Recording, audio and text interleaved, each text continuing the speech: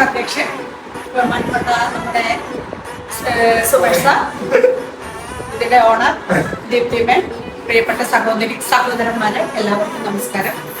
നമ്മുടെ കേരള മൊട്ടാകെ ഒന്നിച്ച് ആഘോഷിക്കുന്ന എന്നെ ക്ഷണിച്ചതിന്